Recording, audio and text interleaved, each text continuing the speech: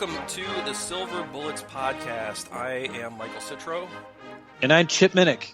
Chip, it has been a while, my friend, since you and I have talked about Buckeye football here on the Silver Bullets podcast.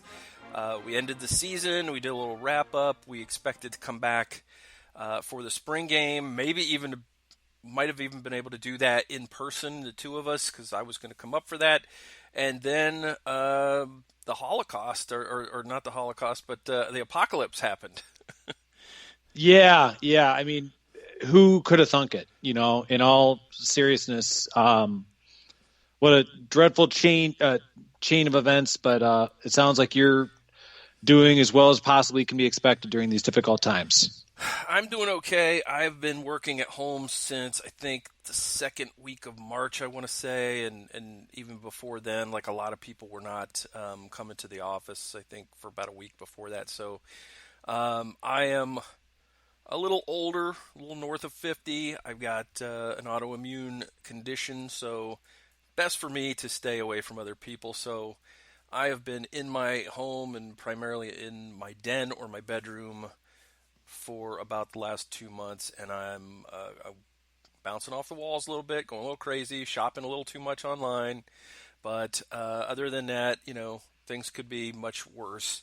So how are you and your family getting through this difficult time in our lives? Well, we're doing well. Thank you for asking.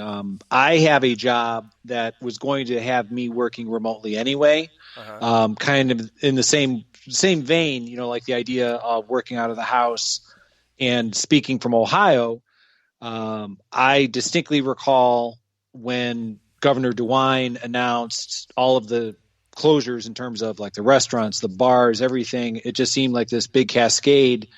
My children are high school age, and so they've been home, you know, and it's kind of like the routine now is, you know, whenever they rouse themselves out of bed, usually, you know, it's, you know, my wife or I will try to get them going sometime a little after 9 a.m. We're not, you know, trying to keep the same kind of high school hours or classroom hours that they would normally have in a traditional classroom. But I'm working in our family room, and my wife is a CPA, so she is unenviably trying to navigate not only the typical tax season stuff, but everything that's going on with payroll questions and all of the unemployment things that, you know, people legitimately have questions about. So she's in our dining room, and then our children are also there. So we're making the best of a very challenging situation, but, you know, I don't want to say that we're all happy because, again, you know, we would love to be able to be out and about. You know, like you said, you know, I would have loved to have gone down for the spring game. It's kind of a Minnick family tradition. But we're healthy and, you know, we're getting through it just like everyone else. That's good. Yes, I've been working from home as well. I'm fortunate. I know a lot of people are not. We certainly, our hearts go out to everybody who's been affected financially or job-wise. A lot of furloughs, a lot of people having to take pay cuts. It's a difficult time for a lot of people, and we're certainly sensitive to that. I've been very lucky because my job is I work in communications, and we primarily have clients that are like the Department of Transportation, which doesn't really shut down construction projects during times like this. In fact, they ramp them up. So we've been busy as ever, which is good. And you know, we haven't had any you know, any negative effects, I should say, for our, you know, in our office. So that's good. Our boss has been very understanding about people who want to work from home. A lot of people are still going to the office. We haven't had any cases in the office. It's not a big company, but everybody's doing what they're supposed to be doing, and it's been a lot of go to meetings and Zoom calls and Skype calls, and I'm tired of it. I want to actually like talk to somebody in person. Yeah. We in a similar vein, you know, we the company I work for, we as I said, like my role was always going to be working out of the house, but with the intention that, like if you needed to be in a meeting or to help close a sale, because I'm kind of, along those lines, that's all been completely put on hold. But as you said, everyone's kind of following protocol, and I think you hit it right on the head. My heart goes out to everyone who's been affected by this financially, physically, psychologically. I mean, it's been a lot for a lot of people around the country that, through no fault of their own, are having to navigate through some very difficult times. So I certainly hope everyone is doing as well as they possibly can during these challenging times. Yeah, it's been very unusual. We've been ordering in a lot to try to help out the local restaurants and help them keep afloat during this time. And it's a little more spending than we normally do, but we figure we're giving back to our community that way. In fact, we actually tried to go, to a place that's a chain recently, and found out it was closed. We tried to go to Popeye's Chicken the other night, and it was closed. So even the big chains are having problems with some of their franchises not doing enough business to stay open, and so we're just trying to help out the locals. And if you are, my advice is to, if you have the wherewithal, if you have the means to do so, please support these businesses and the drivers and take care of them if you can, because this is the only way they're going to get through it. And you'd hate for one of your favorite restaurants to close because you wasn't quite getting enough orders during this time when they are not able to have people in their restaurants.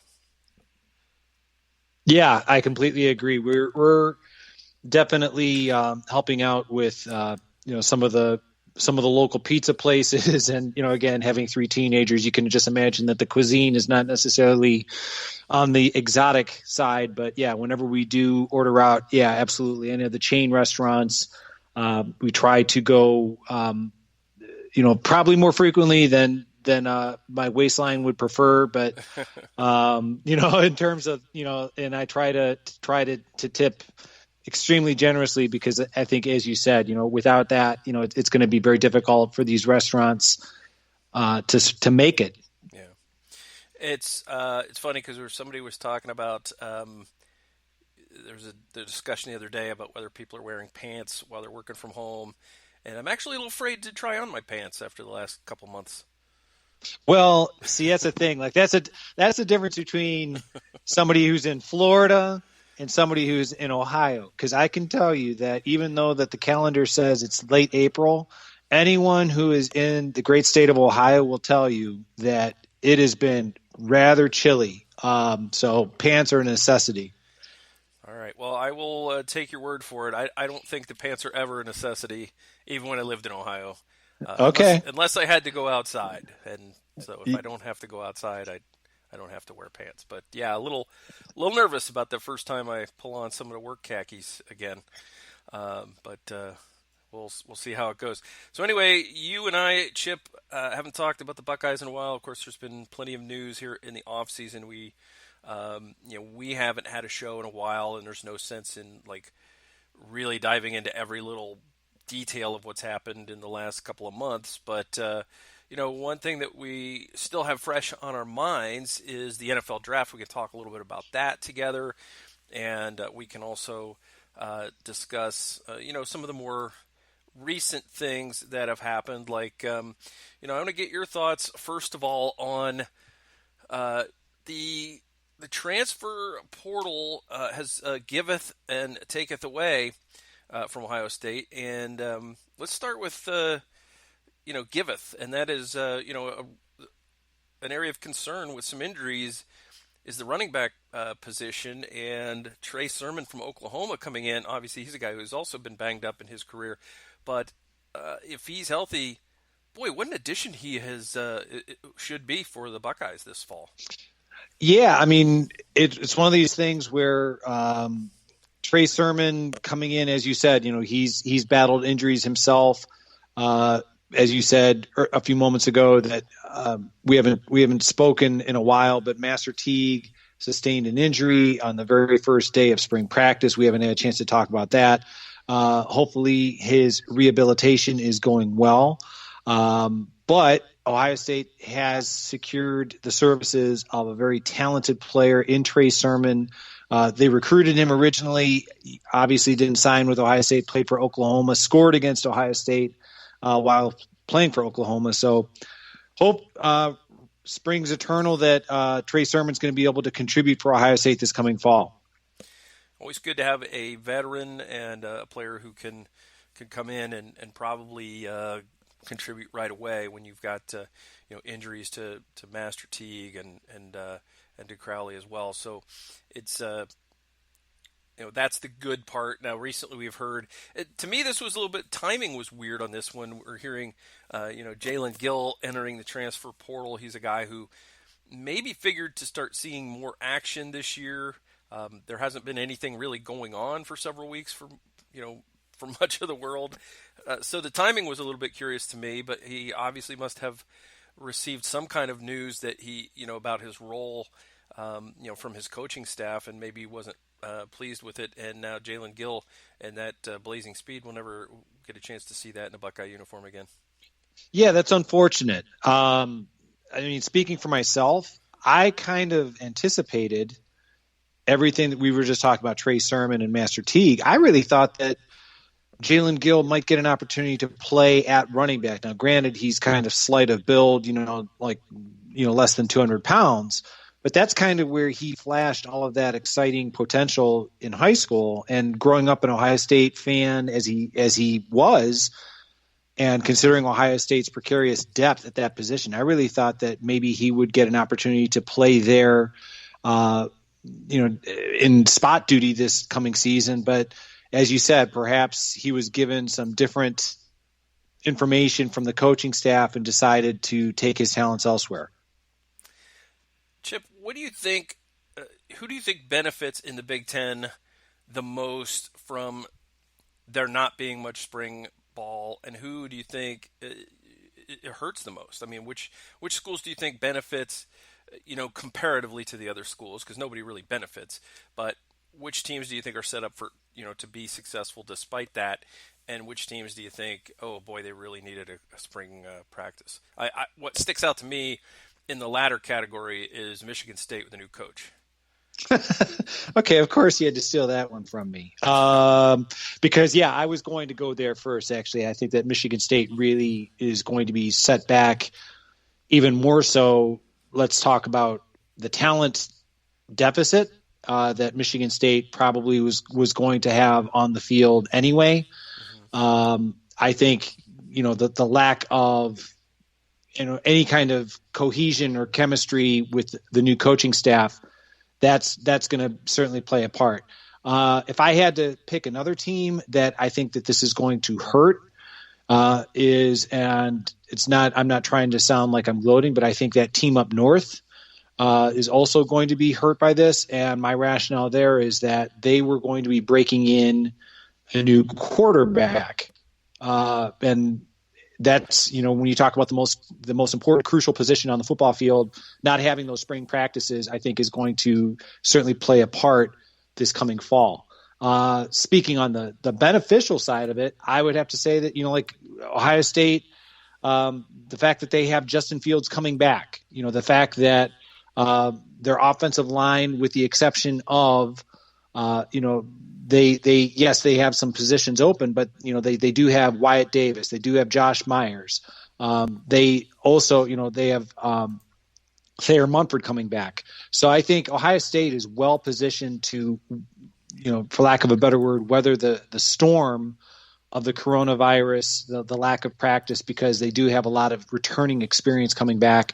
I guess if pressed to say, another team that also probably is in pretty good shape, I'm going to, if I had to speculate, I'm going to go with Penn State, just because the talent at a lot of the crucial positions is also coming back. Mm-hmm. Yeah, to me, I would say that it's probably not a horrible thing comparatively to other teams when you look at schools that have a lot of continuity, and by that I mean, for example, Wisconsin and Iowa, they always seem to have a lot of continuity. They're kind of the same type of team year in, year out. They don't have a lot of changes in what they do. Same with Northwestern, and Northwestern really has nowhere to go but up after last year. So maybe those are some teams that might be, it might be beneficial to them to, compared to some of the teams that they'll be playing, to have not had these extra practices. I think Ohio State's probably in that boat as well, just from a talent perspective, and I like your pick of Penn State there. Might it not help Michigan's quarterback to have been with Jim Harbaugh less time this spring? Probably. Yeah, if anything, that was I know we're going to be talking about the NFL draft here momentarily, but yeah, that was a stinging indictment of Harbaugh's lack of talent development. Let's get into that. Let's actually get into that. Shea Patterson was a very highly prized recruit, and he didn't get drafted after 2 years at Michigan. No, he did not. And I know that, you can look at it. You can try to spin this as many ways as you possibly want if you're a fan of the Wolverines about, they had as many players drafted as Ohio State did. And that's true. The numbers do not lie. They did have 10 players. Ohio State did have 10 players. But when you look at when those players were picked in terms of the rounds and when Ohio State players were picked, I think you can see, there's a stark difference in terms of how NFL talent evaluators coveted Ohio State players versus the Wolverines. Yeah, I was curious about that, and that's an interesting thing to me that if you look at Michigan having 10 players drafted, would you say that is proof that would you say that is a demonstration that Jim Harbaugh is doing a good job, or proof that he's doing a bad job? Because he got 10 guys drafted, which is good, but he got 10 guys drafted, the same number as Ohio State, and hasn't been able to get over the hump, and continues to struggle against the same teams year after year.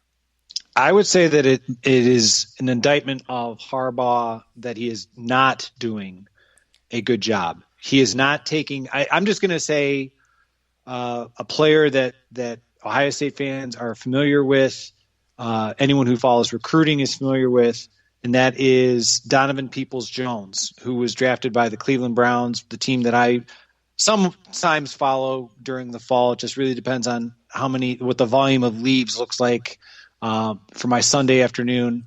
But in all seriousness, Donovan Peoples-Jones was arguably the most talented wide receiver coming out of high school football several years ago, heavily recruited by Ohio State. Urban Meyer, prior to the draft, said, this is a guy who is arguably one of the most talented players in the draft. He fell all the way to the 6th round. To me, that is an indictment of the lack of development that he received up in Ann Arbor. The fact that, the vast majority of those players, now I know that the Wolverines had, I think his name is Cesar Ruiz. He's a center. He was drafted by the New Orleans Saints in the 1st round. So they did have a singular 1st round draft choice, whereas Ohio State had 3. If you really want to start splitting hairs, you could technically say like 3.5, because you had Joe Burrow, the top player, spend years at Ohio State. But then when you started looking at rounds 2, rounds 3, Ohio State, again, they were able to load up, and it wasn't until the final day of the draft that the Wolverines started getting picked off the board. You're talking guys that, I'm not saying that they won't make the team. I'm not saying that they won't possibly have successful NFL careers, but let's face it, if you were highly coveted, you would have gone before Saturday. Yeah, absolutely. I was, first of all, he's not the Peoples Jones. # not my Jones. He's a Jones. He's not the Peoples Jones. But yeah, I think is a little bit of a product of the poor development of Shea Patterson, because if Shea Patterson has a better career, obviously Donovan Peoples-Jones has a better career, and the other receivers as well. But I mean, he was a guy who he had a lot of talent, was versatile, returned some kicks, was a threat whenever he was in the open field, but for whatever reason didn't put it all together. There was some some knocks on his effort level, and again, you wonder if that is part of the whole coaching thing, and maybe it's because he ended up where he ended up. Maybe he doesn't have problems staying motivated if he goes to Ohio State or LSU or Alabama or somewhere else. It's maybe that's part of the problem.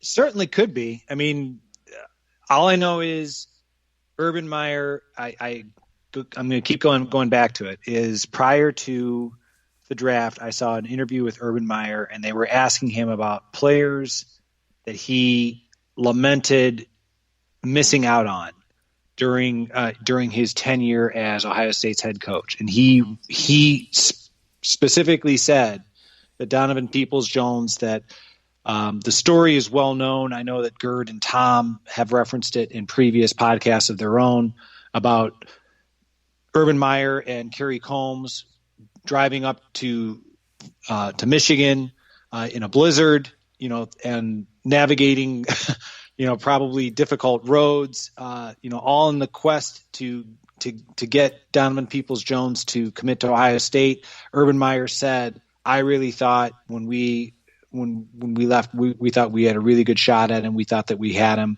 And then he signed with the Wolverines. Now, granted, he grew up there. He, grew up a fan of the Wolverines. But I think the results on the field, are quite evident. Yeah. Oh, man. So many things to talk about. It's you talk about the first day or the first couple days of the draft, first 3 rounds, and I believe there were 2 Wolverines taken in the first 3 rounds. Nobody from Michigan State. I don't remember the last time that's happened. As I said a few moments ago, I think it's going to be a very bleak 2020 college football season, I think, for the Spartans. I think the talent that, as evidenced by the lack of selections in the NFL draft, I think the lack of spring practice. I mean, it seems like it's going to be a very tough year in East Lansing. Yeah, and maybe that needs to be torn down before it can be built back up. It was very harmful, I think, to the Spartans to have to change coaches when they did, because that was a lot of coaches had already moved around a lot before the vacating of the job by Mark D'Antonio. By the way, Chip, when Urban Meyer was talking about lamenting those ones that got away, those prize recruits, did he happen to mention John O'Korn? He did not mention John O'Korn. Okay. I can say that name did not cross his lips during his regret. No John O'Korn lamentations for Urban Meyer. Okay, got it. All right, well, let's talk a little bit about the NFL draft, which, of course, started off with a very Buckeye flavor. Joe Burrow goes number 1, Chase Young 2, Jeff Okudah 3. It's kind of the way a lot of people thought the top of the draft would go. A lot of LSU fans would not like me to claim Joe Burrow as an Ohio State product, but I do have this memory in my head of Joe Burrow actually playing in football games in Ohio Stadium and playing and wearing the scarlet and gray. He actually attended the school. I know he was in Columbus. Is my memory faulty on any of that? Not at all. Okay. As a matter of fact, the night of the first round of the NFL draft, some friends and I, obviously through social means, in terms of like with Zoom, our, kind of the tradition that we've had in years past is to get together to watch it at a friend's house. And since we couldn't do that, we resorted to Zoom. And so one of my friends was asking, okay, what's the backstory on this kid? Like, whatever happened with him? And just to kind of, in case those LSU fans decide to kind of come at you, like the story was, Joe Burrow and Dwayne Haskins were kind of neck and neck going into the 2017 season. And then he being Joe Burrow sustained, I think, a broken hand. Yes. Right at the, I guess you could say, near the end of fall camp, which led to Dwayne Haskins being the backup, which meant that basically Haskins had the leg up going into 2018. Now we talked earlier in the podcast about the spring game. I was there. I could say that I actually saw the last time Joe Burrow was on the field at Ohio Stadium wearing an Ohio State uniform.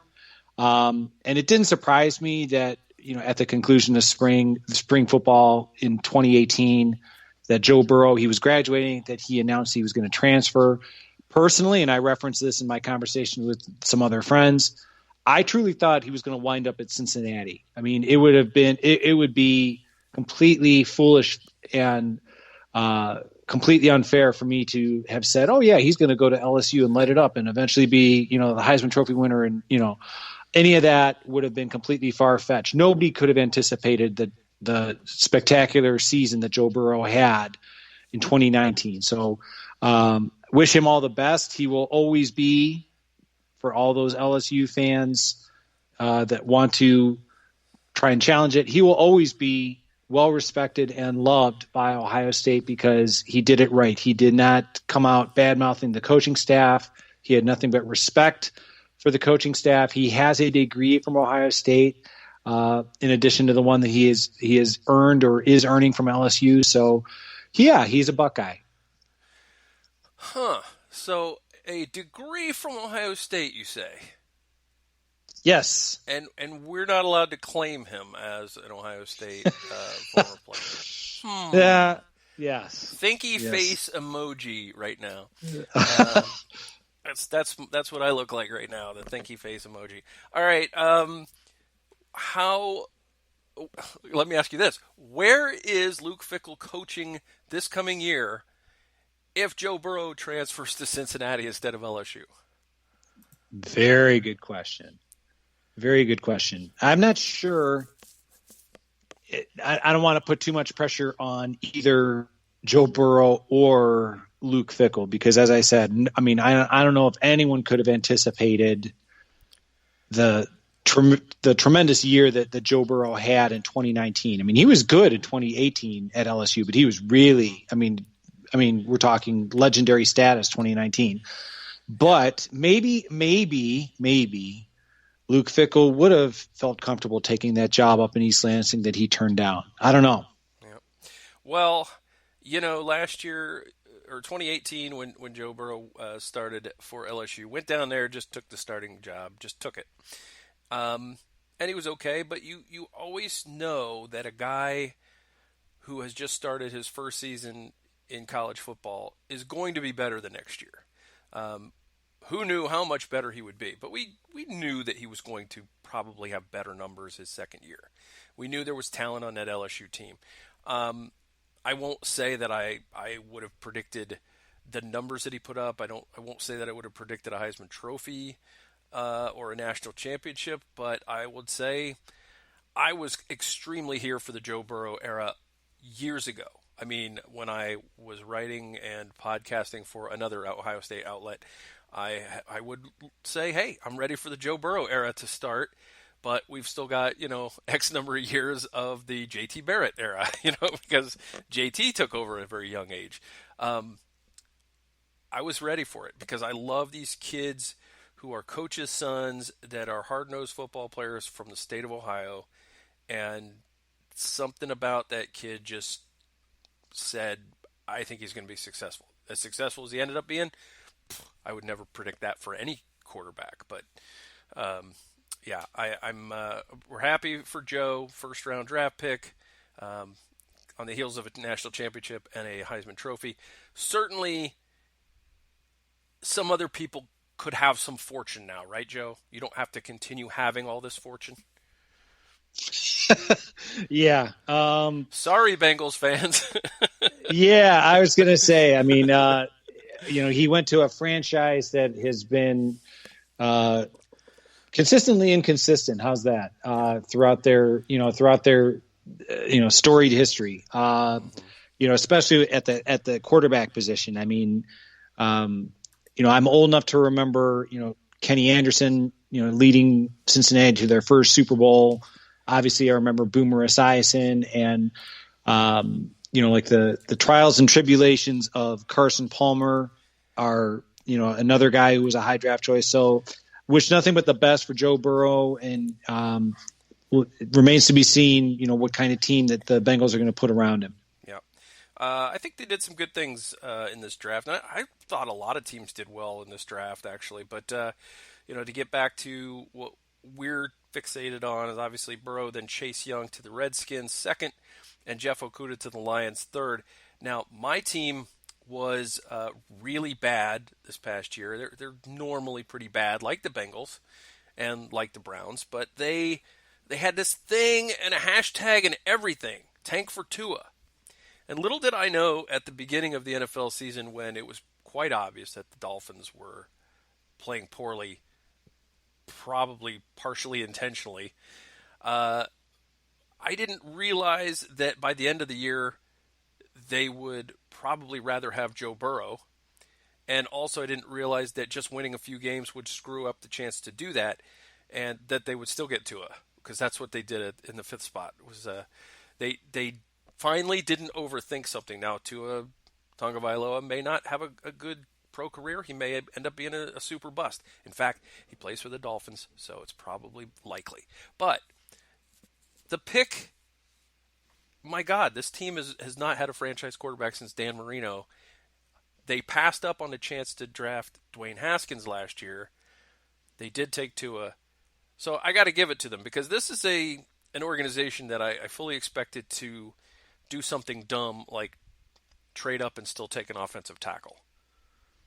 Right. I'll be honest. I mean, all the rumors prior to the draft was that Miami was trying to swap to get ahead of the Giants, who the Giants, I mean, they stayed where they were and they took Andrew Thomas, who, at number 4, the tackle from Georgia. Now, being a Browns fan, I was happy that the Browns stayed where they were. I would be less than honest. I wanted Andrew Thomas. If everything had fallen properly, I would have preferred Andrew Thomas being a true left tackle, whereas Jedrick Wills is going to be moved from right tackle to left. Now people are saying, he was responsible for protecting the blind side of Tua at Alabama, and he did. I mean, he's good player. But I still make the point that, it is a transition. And all you need is for Baker Mayfield to start throwing left-handed then. There you go. Let's see if that can happen. But no, I mean, getting back to the Dolphins, I thought that they didn't overthink it. I mean, they were ready with their selection. I mean, all of the tanking for Tua, all of that, they stayed put and they were able to get the quarterback that they wanted. Yeah, there were some good points and some bad points to the Dolphins draft. I think that they overall had a solid draft. I would say they seemed competent this year, which is a definite step in the right direction. I was a little unhappy that Dallas took CeeDee Lamb right before they picked in their next pick in the first round, but I'm not positive they would have made CeeDee Lamb their pick anyway, but he'd have been a nice player to pick up. But after the Dolphins took Austin Jackson with their second of their 3 first-round picks, Las Vegas, which sounds weird to say, the Raiders, took Damon Arnett from the Buckeyes. And a lot of people seemed surprised by this, but a starting cornerback for Ohio State going in the first round should not shock anybody at this point. No, it shouldn't. I guess if there's – I'm not trying to – I'm happy for Damon Arnett. I mean, if you had said to me at the end of the 2019 season, Damon Arnett is going to – he's going to be widely regarded for the NFL, I would have laughed you out of the room. I mean, we were talking earlier about nobody could have anticipated Joe Burrow having the season he did. Damon Arnett. The end of 2018 or the end of 2019? Well, excuse me, at the end of the 2018 season going into Yes. 2019, that, oh yeah, he's going to be a first round draft choice. I mean, the people of Columbus, Ohio State fans at the end of the 2018 season would have been more than happy to have waved goodbye to Damon Arnett. There was kind of a lot of gnashing of teeth, a lot of angst, like, oh my gosh, because a lot of, pass interference calls and just all these things that were associated with Damon Arnett's play in 2018. He was tremendously improved in 2019. I think he was the beneficiary of not only better coaching, a better coaching scheme, but also, as we referenced, Jeff Okudah on the other side. So I wish him nothing but the best. I'm going to be anxious to see what kind of coaching he gets in Las Vegas. It's going to be difficult for me to. I have no doubt in my mind I'm going to refer to them as Oakland a lot. I'm still trying to get used to the Chargers being in Los Angeles. Anyway, I'm very happy for Damon Arnett, and it should be, it'll be interesting to see what kind of direction his NFL career takes. Yeah, I'm with you 100% on that. I think he was definitely helped, as you mentioned, the scheme. Ryan Day's philosophy of defense and what he looked for in a scheme and who he wanted to go out and coach that scheme, all of that played into Damon Arnett increasing his draft stock. And the fact that he was on the opposite side of Jeff Okudah meant he was going to get targeted more, and he held up under those extra targets. So, kudos to him for coming a long way. And just to think he nearly went pro the previous season. I had to be talked into coming back to Ohio State. And I think that he made quite a bit of extra money by doing that. Yeah, I think he owes Chris Carter something nice, because Chris Carter was the one who talked him into coming back. Absolutely. So I was not pleased with where J.K. Dobbins ended up, because the Dolphins were the next team on the clock when he was picked by the Baltimore Ravens, 55th overall. And word out of Miami is that J.K. Dobbins was that pick if the Ravens hadn't scooped him up. So, unhappy me, but congratulations to J.K. Dobbins, the second round pick. A little surprising how many running backs went in front of him based on having watched, hundreds of college football games. Yeah, I certainly understand your displeasure at the fact that J.K. Dobbins was selected right in front of the Dolphins pick. I was unhappy with the selection simply because this is the kind of player that Baltimore usually just sits and patiently scoops up, and then the rest of the division, like the Browns, are kind of, they are bearing the brunt of their foolishness by not taking a player like J.K. Dobbins when they have the opportunity. So, I have no doubt in my mind that Baltimore, they're going to put J.K. Dobbins in a terrific position to be successful. I yelled a lot of bad words when that pick came off the board because there were several running backs there, and even though Jordan Howard has gone to the Dolphins, they needed a pass-catching, sort of versatile guy, and there were three guys that were sitting there, and they didn't get any of them, and I was really not happy.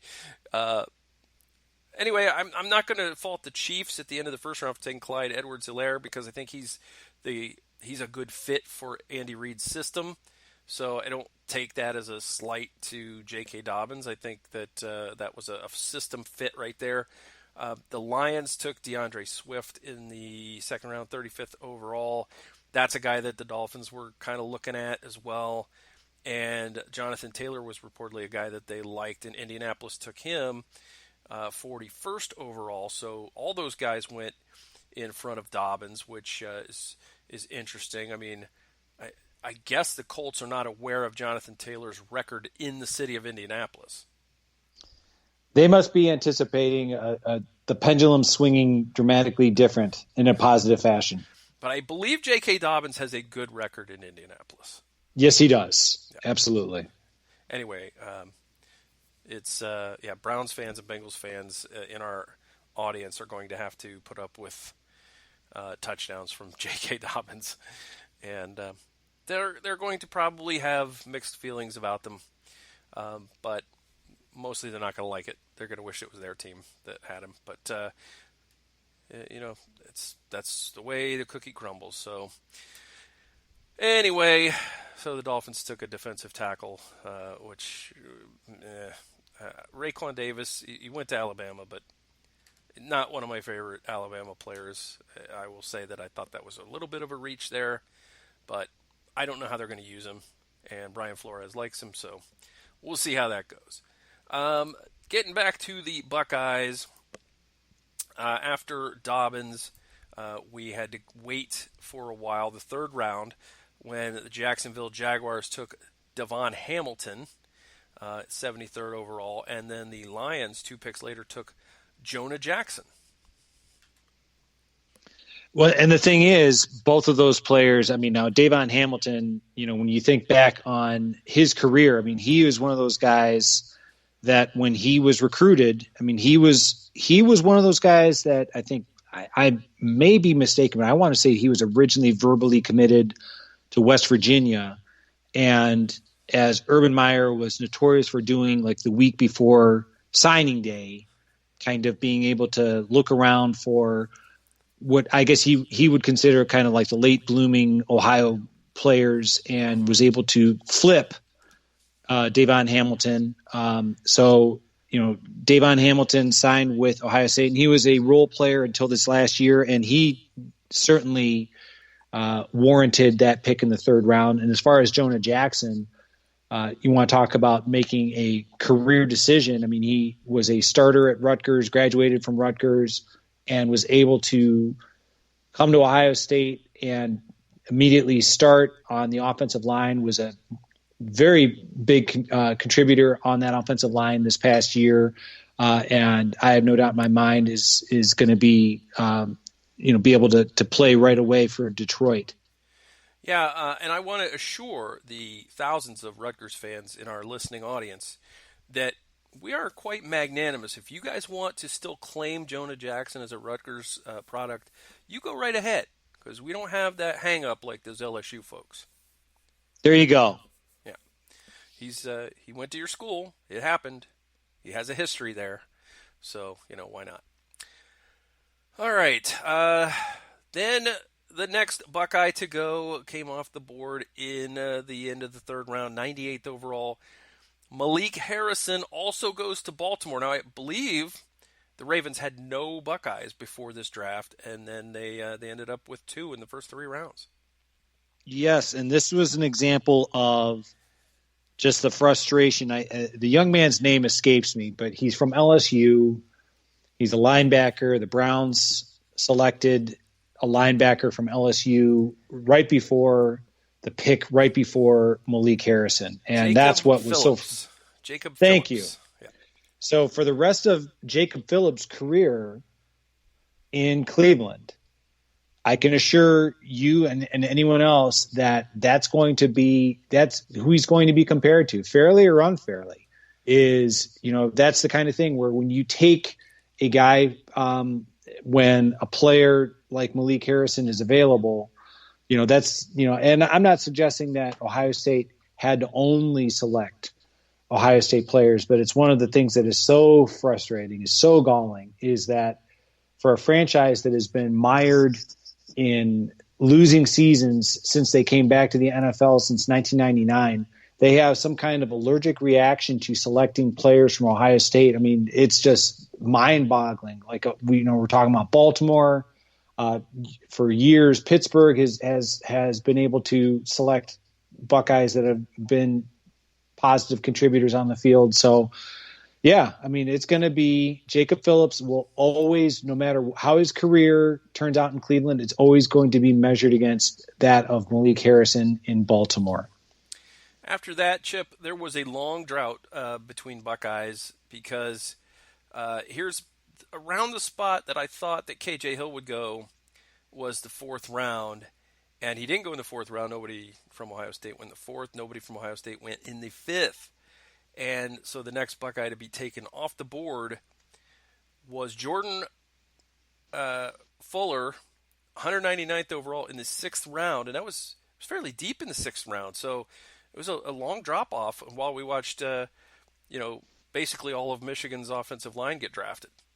Yeah, Jordan Fuller is one of those guys that at the NFL level, I think they get caught up in how fast and how big and all these all the quote unquote measurables. But I think Jordan Fuller is one of those guys that selected in the sixth round that can quietly and very unassumingly have a very productive NFL career in Los Angeles because again he just knows how to play the game. I mean he's pretty sure tackler.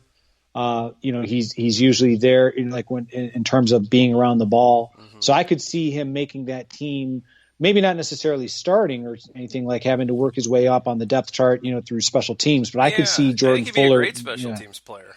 Yeah, I mean, one of the most underrated aspects of Jordan Fuller's career at Ohio State is in that great comeback win against Penn State when they were wearing the all gray uniforms. There was a key play where he was able to tackle Saquon Barkley that if he hadn't been there, otherwise like Saquon Barkley could have busted for a long gain. I mean, it was late in the game. Jordan Fuller is a very dependable ball player, and I think he has a really good shot at making that roster. Yeah, if you can tackle, there's probably a good spot for you somewhere, at least on special teams in the NFL. So congrats to Jordan Fuller. Then we went to the seventh round, round 7, and again, not right at the top, although a few picks in, the Los Angeles Chargers finally take KJ Hill off the board. And you just mentioned this about Jordan Fuller and his measurables and how they fall in love with 40 times and wingspans and all of that stuff and how many reps they can do and the different drills and all of that stuff. KJ Hill's a guy who all he does is get open and catch the ball. He doesn't have a lot of drops. In fact, I remember last season you and I marveled at he had a streak of a few games in a row where he had one drop. And it was like, wow, he had a drop, and that's crazy for him to have a drop because he doesn't drop the ball. I think something. I don't know if it's just his senior year, but he had no drops past 25 yards on passes over 25 yards. That's an insane stat to me. And this is a guy who, okay, if he runs a 4.6 instead of a 4.4, he's a slot receiver. All he needs to do is make you take one step the wrong way, and he's open because he's not going to be running those deep routes. He's going to be running the short stuff, the stuff across the field. He's going to be running outs. He's going to be doing hooks and curls, and he doesn't need a big window for that, and he doesn't need to run a 4.4 for that. Exactly, and being that dependable wide receiver going across the middle, where you have to have a lot of mental fortitude and courage to, you're going to get hit. And as you said, KJ Hill he's going to wind up being, I freely admit, this is the homer in me coming out, but I think he's going to be one of those players that is going to be looked back on as a steal. And I think Ryan Day summarized it best, that KJ Hill going up against arguably the best secondary in college football never had a problem getting open. So I realize at the NFL level that the players are bigger and faster, but KJ Hill is going to be one of those guys who I will be tremendously surprised if he doesn't make the Los Angeles Chargers. See what I did there? Los Angeles Chargers make their roster and become a very successful contributor. Yeah, I mean, I said this on Twitter at the time, but this is a guy who, look where he's taken. He's taken 220th overall. And if you go way up in the first round and second round and third round, there are a lot of cornerbacks, safeties, and linebackers that KJ Hill made look really silly over across his 4-year career at Ohio State. And, they're not going to be he's not going to be intimidated by anybody because he's already been beating guys like that went way ahead of him.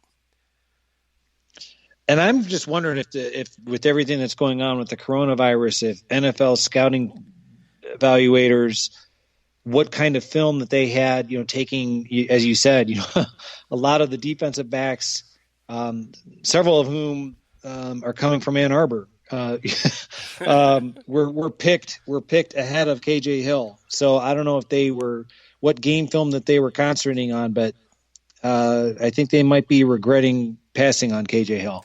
Just watch the football games, man. And I agree with you. I think that, like I said, this when it happened too during the draft is that we're going to hear down the line, we're going to hear people gushing about him having a big game and making a big deal about the fact that he was a 7th round pick, as if this was some Cinderella story and he came out of nowhere. And it's not. It's a failure of scouting if this happens, because KJ Hill put nothing on tape except catches and touchdowns and first downs and no drops and running fantastic routes. So I really don't understand why it took 220 picks before he came off the board. I would expect him to be a first-round pick. You don't take a slot receiver in the first round, but certainly that 4th and 5th round is where I figured he would go. Yeah, I agree. I really thought at the beginning of the 4th round. So yeah, so crazy.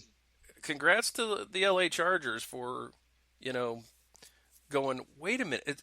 There's like everybody that has played fantasy football and has had a fantasy football draft has had that moment somewhere along the line in a draft where they look at their list and go, how is this guy still here? Did really nobody picked him? And then right. they take him, and that's what the Chargers did. Like, nobody took KJ Hill. They're calling the commissioner. Seriously, is KJ Hill still available? Yeah, exactly. Well, okay, he's ours now. And there you go. KJ Hill is a Charger, and he can, as I think it was Pat Murphy who said on Twitter, he can fly out to LA with Jordan Fuller, who's playing for the Rams, as they can share a flight. There you go. Maybe get some In-N-Out burger too. Oh man, I'm hungry. The Buckeyes weren't done yet because the Lions took another Buckeye in the 7th round. They took Jaelyn Cornell with the 235th pick, and I believe that's only the second time 3 Buckeyes have been drafted by one team in the NFL draft. Yeah. Again, I think Jaelyn Cornell was highly. He was, I think, like a 5-star coming out of high school. I think he played for a program up in Minnesota, which is traditionally one of the better football programs in the Midwest. Creighton Durham out of Minneapolis, St. Paul, and he was one of those guys that I think he kind of suffered being at tweener. He was not big enough to play at defensive end, and then kind of, all right, well, at defensive tackle, so he was kind of a man without a position. And then he did both this past year and obviously warranted enough for the Detroit front office to look at him and take him in the 7th round. So, yeah, this is the first time, I believe, since I want to say the 2007 NFL draft where the Colts, I think they took Anthony Gonzalez, they took Quinn Pitcock, and Roy Hall. All 3 of them former Buckeyes. I think that's how that worked out the last time that this happened. But Detroit, give them credit. I mean, they certainly admired the talent that they saw by taking Okudah, Jonah Jackson, and then Cornell when they did. Absolutely, and congrats to them for making 3 good selections. Actually, I was a bit surprised. I don't know if you were. I was surprised that Jaelyn Cornell got drafted, and not shocked because of his injury history, but a little surprised Brandon Bowen did not. Yeah, Brandon Bowen, I think, I'm not sure who it was, but I think somebody made a really good point about Brandon Bowen, that during this whole process, the lack of visits that teams, since you can't really bring the players in, Brandon Bowen did not get the benefit of the doubt as it relates to his previous injury history, which was substantial. Let's not sugarcoat it. Right. That, if in any other draft year, he would have had a visit to a facility, and a scout would have been able to, or a personnel director would have been able to really ascertain, after the physicals that the teams would administer at their facilities, yeah, this guy is worthy of a draft choice. I'm happy to see he signed a free agent contract, and I wish him nothing but the best. I believe he signed with Carolina. Carolina Panthers, yes. Yes. So, hopefully he'll, get a decent opportunity to make the team there. But yeah, I agree. I think Brandon Bowen was a surprise not to be selected, especially after, his versatility at both, guard and tackle. The fact that he started on that Ohio State offensive line, I think it was probably just his injury history was probably the determining factor there. Yeah, he's a guy who, when he was healthy, was extremely effective. So, somebody like Carolina may get a steal out of this guy. They may end up getting a guy who's got, third or fourth round draft pick skills and talent, but just because of his injury history, not being able to have a pro day, not being able to make those visits and get those medical evaluations, it may cost him some money, but it may help the Carolina Panthers down the road. I agree. So here's where some of the other undrafted Buckeyes landed. Austin Mack and Benjamin Victor, both receivers, signing with the New York Giants. That was interesting that they both ended up going to New York. I was kind of hoping to see Benjamin Victor maybe go home. Believe he's a Florida kid, right? He is a Florida kid. I want to say I thought the Dolphins might take a flyer on him late because he's one of those guys he's got an NFL body. He did have an inconsistent college career, but the potential is there. And in the 7th round, you're drafting on potential a lot of times. Right.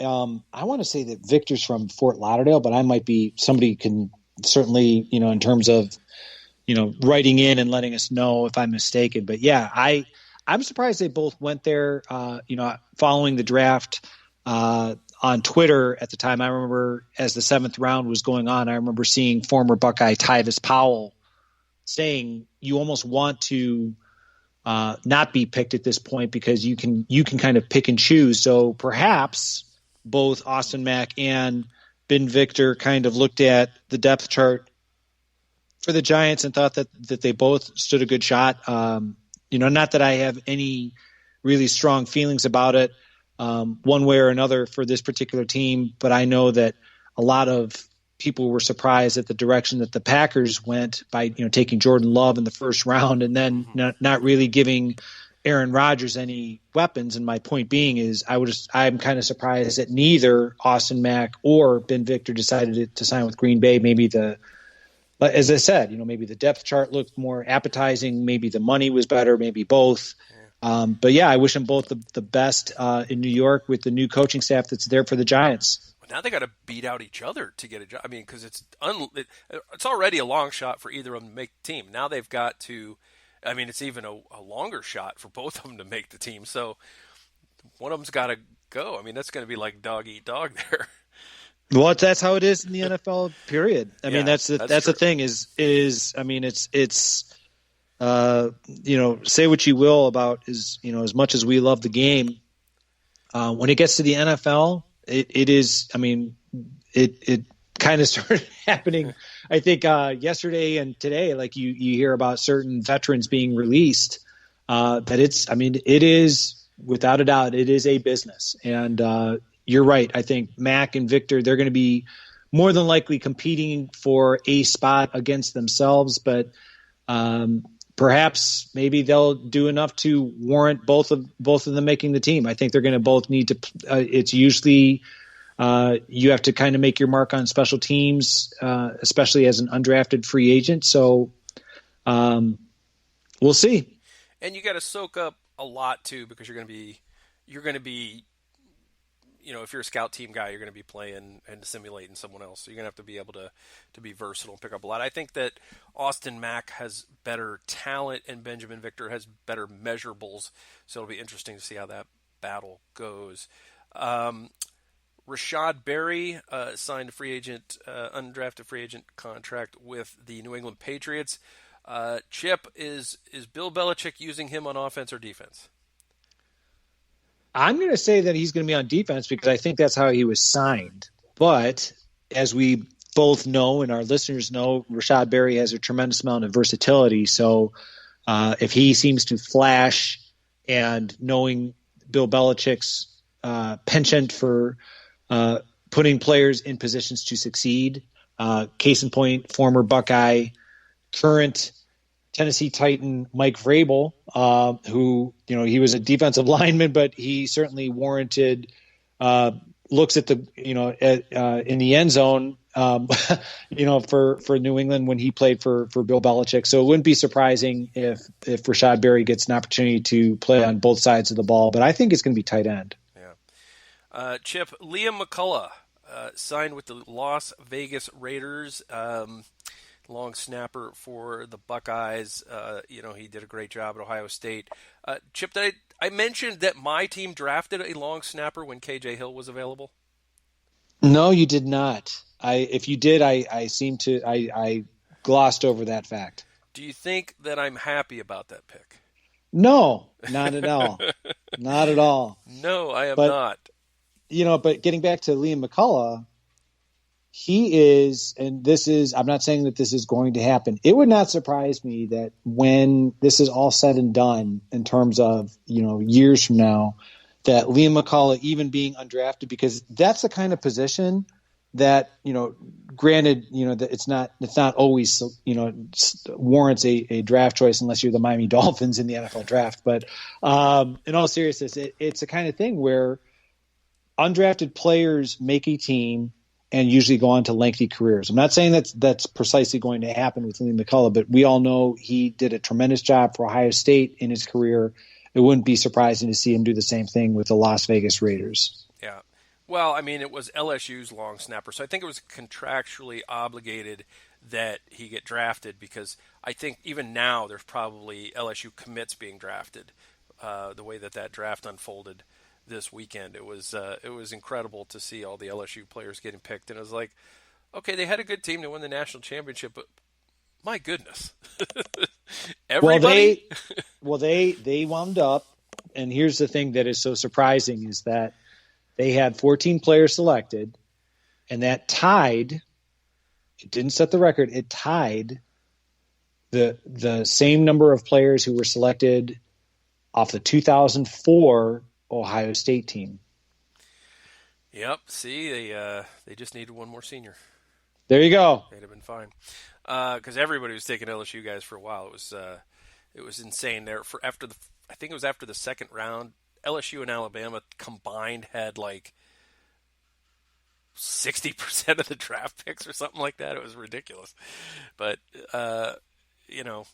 that's what they're known for. The SEC is getting guys taken. Same with Ohio State. So I think the Big Ten East had the second most players picked of any division in college football, behind the SEC West. I think you're right. I think that's accurate. I don't have the number in front of me, but that sounds right. Yeah. And then we didn't talk about him yet because I don't know if he signed anywhere. B.B. Landers did not get drafted, and I hadn't heard of him catching on anywhere. Have you heard B.B. Landers signing with anyone? I have not. I wouldn't be surprised if he does get an opportunity to play at the next level. He's, we talked earlier about Ja'Shawn Cornell being kind of that tweener, B.B. Landers especially kind of fits that description. So he'll get a shot somewhere. Yeah, I would think so. He's a guy who's always kind of overcome his build.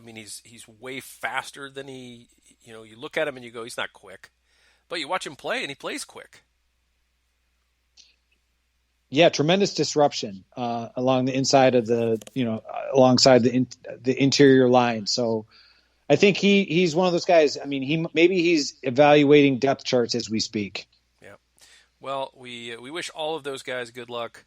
They're going to need it. It's the odds are stacked against you if you're not drafted, because there is that tendency to want to pump up your draft by making your draft look good. If you're picking a between two guys that are really close and you've got one that you took in the fifth round and one who's an undrafted free agent, if you can't find a way to keep both of them, usually they keep the pick because it makes them look more successful.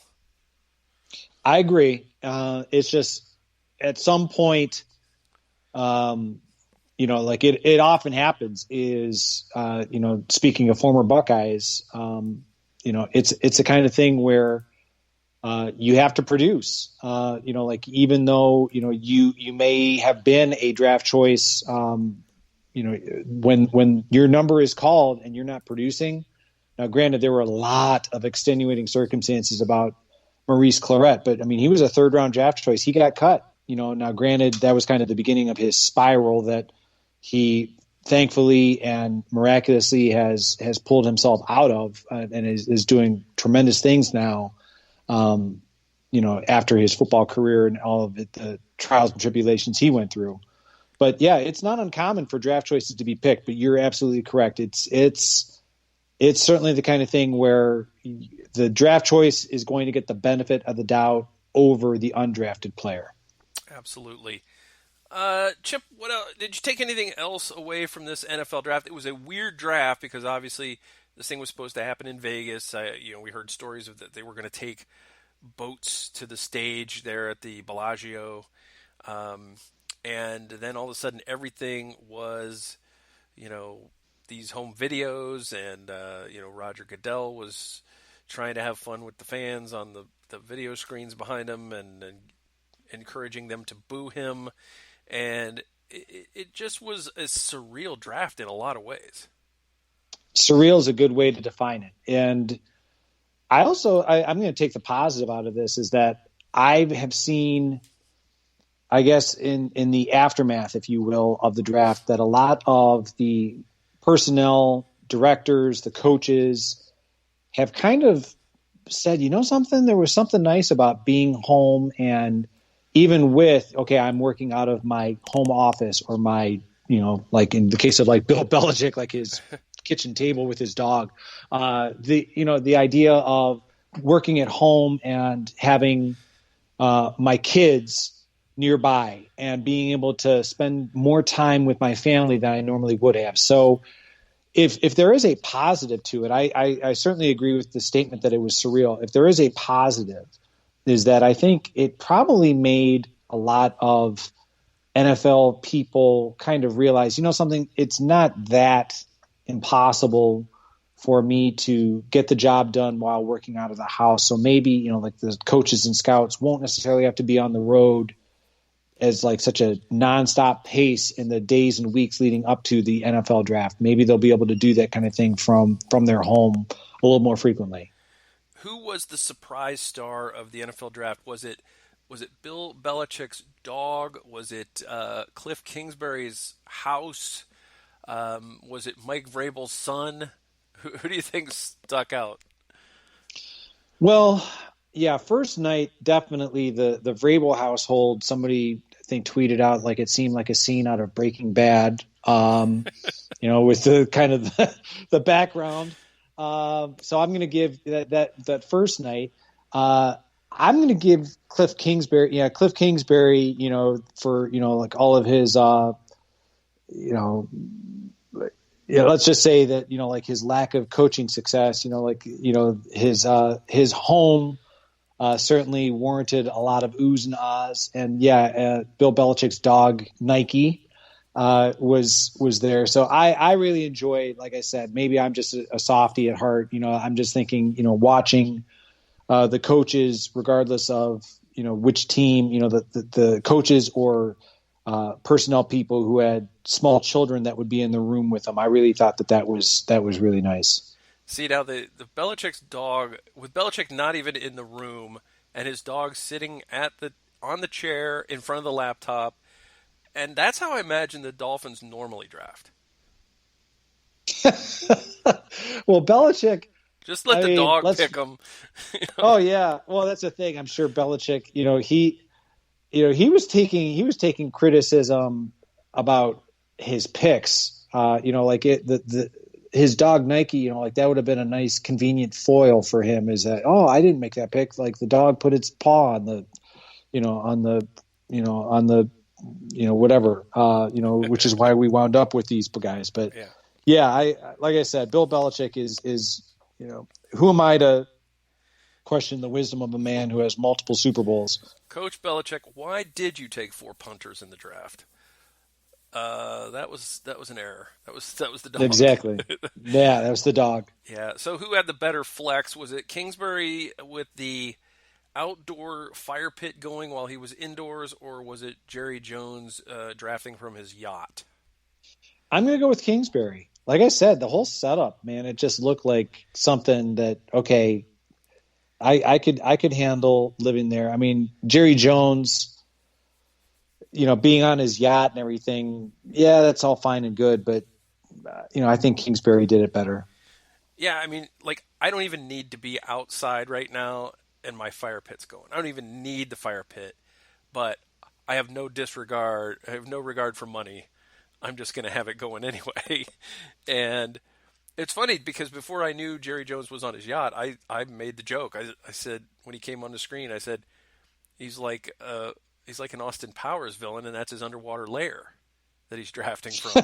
And it turns out he wasn't necessarily underwater, but he might have been below the waterline. He was on a yacht, but it struck me as funny because it did look like, it was like, wow, looks like some weird villain lair that you might find in a volcano or underwater or something. But yeah, so I don't know. That's it. That's the draft, and a lot of Buckeyes taken 10. The Michigan gets to say that, they get to point to 10 and go, look, we had just as many players taken as Ohio State. Did you have just as many wins or championships in the conference as Ohio State? Did you beat Ohio State? Then shut up. There you go. Yeah, I agree with you. I think it's an indictment of Harbaugh that he has 10 guys that are NFL draft talent caliber taken, which is a double digits going in the draft is not nothing. And that's the season he had with them. Yeah, it's an indictment on development. I mean, say what you will. In particular, when this season started, did you think there was any way if somebody told you before the season Michigan's gonna have 10 players drafted, you would have bet everything you owned that Shea Patterson would have been one of them, right? Oh, easily. I mean, one of the later picks, but yeah. You'd have been like, okay, I guarantee you, as long as he's not injured, he's one of the picks, right? And you would have taken that bet. You would have been like, yeah, let me mortgage my house because I'm taking that bet. Sure. I mean, I just think, when it comes to, because I mean, let's face it, we follow recruiting, but we really don't, in the sense of, this guy was recruited, and he signed with Ohio State. All of the, in terms of where they rank overall, that's not what you and I traditionally do. I mean, we talk recruiting, but not, in the sense that, like Gerd or Tom, and right. There's nothing wrong with that. But my point I was going to make is I think there's something to be said about, okay, not only being able to identify the top talent, but also to cultivate and develop it. And that's where, I go back to, we referenced earlier drafts, Jim Tressel, Malcolm Jenkins was not a highly regarded prospect when he came to Ohio State out of New Jersey. I think he was like a 2-star prospect. He's had a lengthy career in the NFL, but that's a reflection of the development and coaching he got at Ohio State. James Laurinaitis was not a highly regarded prospect. He was originally verbal to Minnesota. Tressel was able to flip him to Ohio State. Obviously, a legendary career at Ohio State, lengthy NFL career.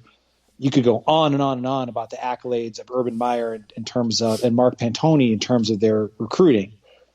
But when getting back to when we talk about Jim Harbaugh, I referenced it before, I'll just say it again. Donovan Peoples-Jones was arguably the best wide receiver in high school football when he came out, and the best that the Wolverines could do for him in terms of on-field development was he was a 6th-round draft choice of the Cleveland Browns. Now, he may wind up showing that, all those other wide receivers who were picked ahead of him, that he was worthy of being that highly considered coming out of high school. But then again, that's just still a stinging indictment of the lack of development that he had up in Ann Arbor. Well, I mean, come on. When was the last time the Browns drafted a Michigan Wolverine who was unimpressive? Yeah, exactly. Exactly.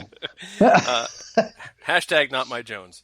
Anyway, I know. 13 quarterbacks were taken in this draft, Chip, and including, and I watch a lot of college football, including a few that I had never heard of.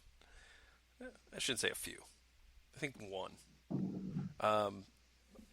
And Cole McDonald got drafted, and Shea Patterson did not. And that floors me because I watch Hawaii a lot, and I know that Cole McDonald is a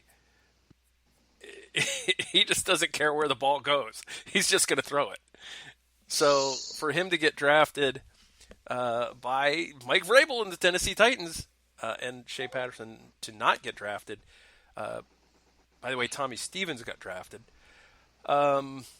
It's crazy to me. I mean, I'm wondering, where does Shea Patterson go in the draft? And I'm convinced he goes in the draft if he doesn't transfer to Michigan. That's a really good point. I never thought of it that way. Yeah, Shea Patterson has to be kicking himself about the decision he made. Now, granted, it was, he made it for the fact that, the off the field stuff that was happening at Ole Miss, but right. His decision to wind up in Ann Arbor thinking he was going to get this great coaching never materialized. And I have no idea. You were talking earlier about if BB Lander signed. I haven't seen anything about Shea Patterson being signed either. Yeah, it's interesting. I mean, I think that there's a lot of there's a lot of need at quarterback, obviously. So Patterson is a guy who could, be an undrafted free agent and maybe find his way onto a practice squad. Maybe he goes to Canada and plays there and tries to win his way into the NFL. Who knows? But yeah, he's an interesting case study, and for a guy who's supposedly came to Michigan known as a guy who develops quarterbacks, maybe it was all Andrew Luck. Maybe it was no Jim Harbaugh. Yeah, I mean, Andrew Luck, surprisingly had a brief NFL career. I mean, I can't fault anyone for making the decision that they think is in their best interest. But yeah, Andrew Luck is basically, that's the last guy that Jim Harbaugh could really hang his hat on. I mean, in terms of seeing Jim Harbaugh and what he's done would make me sign Colin Kaepernick if I was an NFL GM, because it's like, hey, he had success with Jim Harbaugh. He's probably pretty good. Yeah, exactly. I don't know. Anyway, you had anything else you want to talk about with this draft? No, I mean, let's hope that we're going to have football sooner rather than later. It's that was kind of like the one shining beacon of no sports is like, okay, like the NFL draft, at least you were able to for 3 straight days have something sports related that was actually in the context of live sports. So let's hope that actual football gets on the field sooner than later. I want to see the Damon Arnett haters next year when Pete Werner gets drafted. We'll see. Yeah, exactly. Or Tough Borland. Yeah. I mean, I actually don't know that Borland will get drafted, but I do think that Pete Werner will get drafted. Yeah, Pete Werner, I would agree with that statement. I think Pete Werner has a better shot at getting drafted than Tough Borland. Yeah. Anyway, it's been fun, obviously, talking about the draft with you. Before we get out of here, one other thing that I did want to talk about is there's been some discussion because of this whole COVID-19 coronavirus thing and the worry about allowing mass gatherings again right away and that kind of thing. There's two things really. This is kind of a two-part discussion. And I just want to get your thoughts on, first of all, the discussion that they have apparently held about potentially splitting the college football season into fall and spring to avoid the worst of the cold and flu months. And secondly, the thought of coming together this fall and playing in front of no fans. What do you think about, Well, first of all, the split season idea? okay. Well, personally, I don't see it happening that way. I think what will happen, this is just my prediction. I'm not saying that it's going to happen this way. I think that, with more and more states starting to gradually reopen and, supposedly the possibility of testing becoming more prevalent and, I really think what will more than likely happen is that the season will be delayed in the sense of it's not necessarily September, but maybe October, starting the season. Now, maybe they will eliminate the non-conference games. I mean, who knows? But that's just what I think may possibly happen. But if it were to happen that way, I think it's logistically it's going to be a lot more challenging. But that's where I think the powers that be have to really think this through, because in terms of fans, the safety of the fans has to be paramount. Being able to I don't know, like what all would be involved by splitting the season, like half in the fall, half in the the spring, as you said.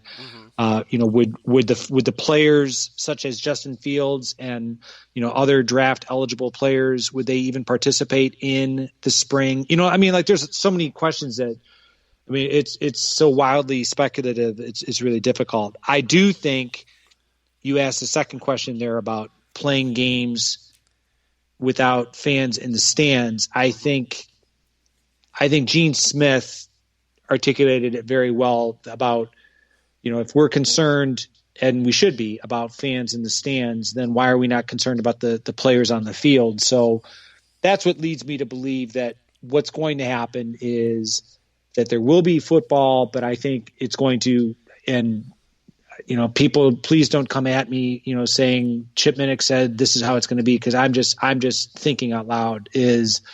I think that the stadium capacity will be dramatically reduced. Don't ask me who gets in. Don't ask me how they would do it, but they would have to come up with a way to limit the number of fans in terms of close proximity. So instead of I'm just trying to think, like, is that, using Ohio Stadium as a guide, is that a fan every 3 seats? You know what I mean? Like, is that, and then like every other row? I don't know how that would work.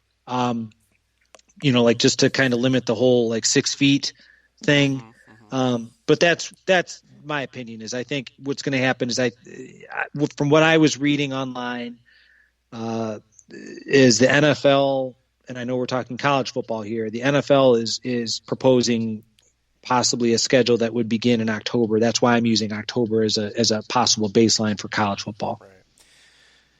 Yeah, my thought is that if they do a split season, they'd probably do a 6-game schedule and then a break and then a 6-game schedule, and then bowl games, playoffs. But I don't know. I mean, it could be lopsided. It could be like an 8-4. Who knows? But I don't know how that would work for trying to limit people getting in, and then you got lines for the bathroom. I mean, there's so much logistically. I think you either have to have nobody come in or everybody come in. I don't know that there's a way to safely do it other than that. And you could give everybody, as they come in, you could fire one of those laser thermometers off their head and make sure that nobody comes in that's got a fever, that kind of thing, I guess. The thing that gets me about the fans in the stands versus no fans in the stands, I get where Gene Smith's coming from. If it's not safe for the fans, why is it safe for the players? But come on, they can sequester the team and have them all living together and as long as they limit outside contact and test regularly, there are ways to do it. Because I mean, this is exactly what's going on right now in European soccer leagues, where these ideas have all been thought through, and these are the kinds of things they're coming up with. Is that we're going to put them up in a hotel, and we're going to regularly be able to monitor them, monitor the staff, make sure there isn't any contamination, or at least minimize it, and test regularly. And right now, we can't test regularly in our country, so it's still a big problem here. And I don't know if they'll be able to solve that. I mean, we're already just about to May, and some of this stuff's going to have to get worked out in the next 2 months, or we're not going to have a season in the fall. Right. And that's, like I said, I mean, it's wildly speculative, for either of us or anyone, until details are laid out. I do know that Ohio State, they're strongly weighing when and if students can come back to campus. And from what I have read, that decision is going to be made by the end of June. So that's kind of, again, we really don't know. I think, I'm speaking for myself here in Ohio. Governor DeWine was in his daily press conference was laying out reopening Ohio's businesses gradually in May. And again, it's kind of, he's doing what I guess you could say economically what needs to be done, because, we started off the podcast. There are a lot of people that are hurting economically. But he's certainly doing it with a lot of trepidation, and I don't fault him for that, because you're talking people's lives are at risk. So yeah. It's going to be, the reason I'm kind of stammering over this is because, I could say something, and the next time that we have a podcast, it could be completely different. So I think, I'm going to trust in the scientific community to do what is best as it relates to, as badly as I want to see Ohio State football on the field. I want to make sure that when it does come to pass, that it's done safely as it possibly can be, for the players and the fans, and that it hopefully, as I keep saying, hopefully it happens sooner rather than later. Yeah, and there's a lot of stuff that we really, we really would want to get back to normal. I mean, once it's safe to do that, certainly if you are a graduating Ohio State senior, I really hope that you get a chance to come back and walk the stadium and get your degree in that setting, because it's an experience that you can't ever get back. That there's no other way to do it. I mean, it's a once in a lifetime type of experience. So I hope you get to do that. Certainly, a lot of high school kids were robbed of their senior prom and things like that. Who knows if I hear that some schools are still wanting to hold those when it's safe to do that. And certainly there's very little incentive for them to do it, but it is something that's special for the kids, and hopefully they'll get a chance to do that. I know my daughter is done for the year. I think most kids are done for the year across the country, and she's going into a new school next year that's not in the same district as the school she's leaving. So I'm sad for her, because she won't get to spend those last couple of months with her friends, and some of those kids she may never see again. So there's a lot of that going on. Certainly, you as a parent of, I believe, a college-bound person are watching with great interest as to when they're going to start letting kids back to school. Yes, you hit it right on the head. My daughter is a high school senior, and a lot of, as you said, things that you can't replace.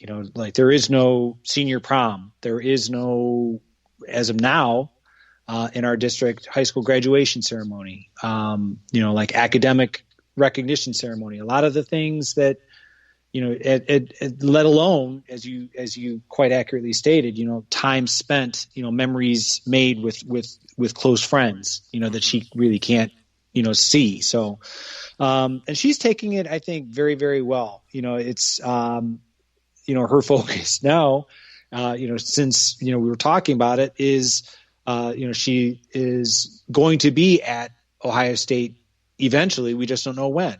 So it's kind of trying to make sure that when that eventually comes to pass, that she's able to do that safely. So, yeah, I mean, it's a difficult time, to say the least. Well, as Michigan fans have pointed out to us, Chip, there are plenty of online courses available at Ohio State. Precisely. Exactly. All right.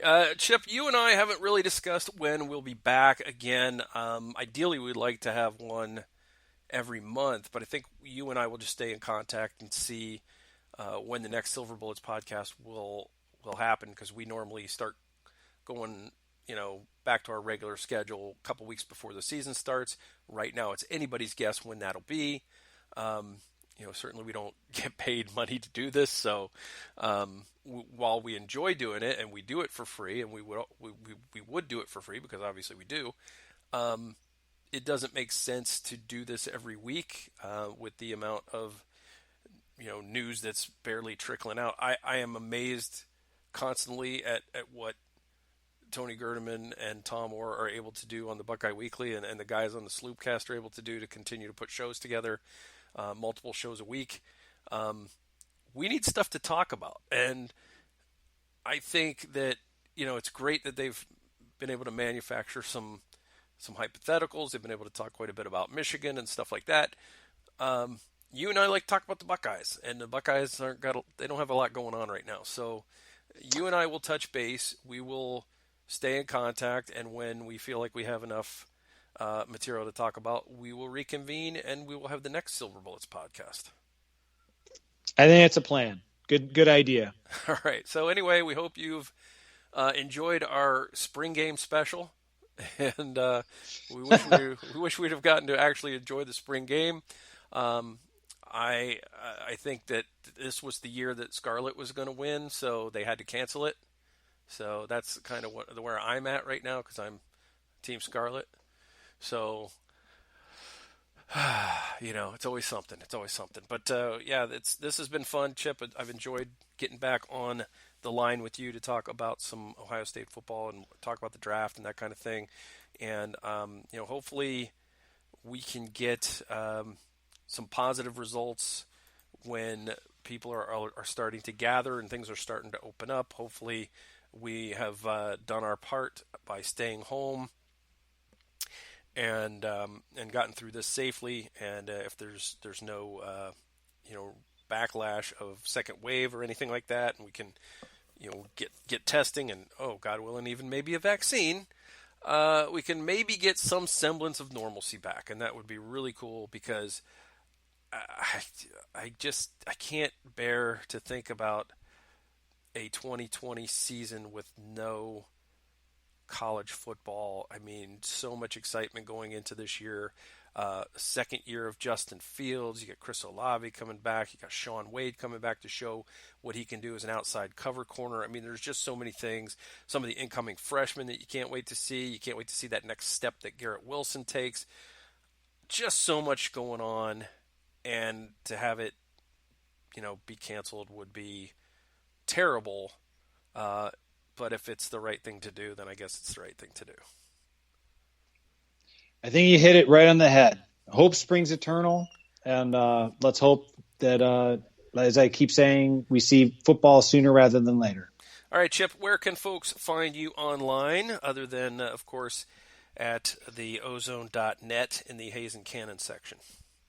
On Twitter, I can be found at Chip Minnick. My last name is spelled Minnicch.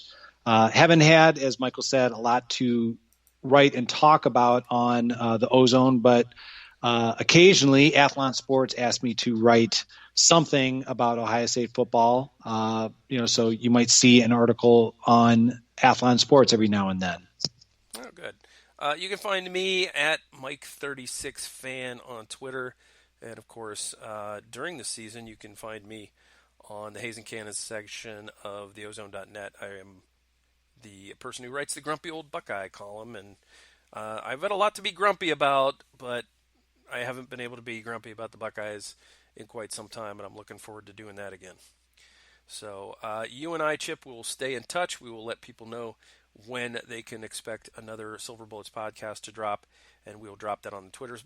By the way, if you want to hit either Chip or myself up on Twitter and ask us anything, we will be happy to answer your questions on the air on our next show, and we'll put out the call on Twitter before our next show, so you can ask it then. That way, you're not, waiting for months to get your answer. And oh man, Chip, can't wait to have some football again. I know. I agree. All right, that'll do it. We will see you guys next time on another edition of the Silver Bullets podcast. Could be in a month, could be in the fall. But until then, go Bucks. Go Bucks.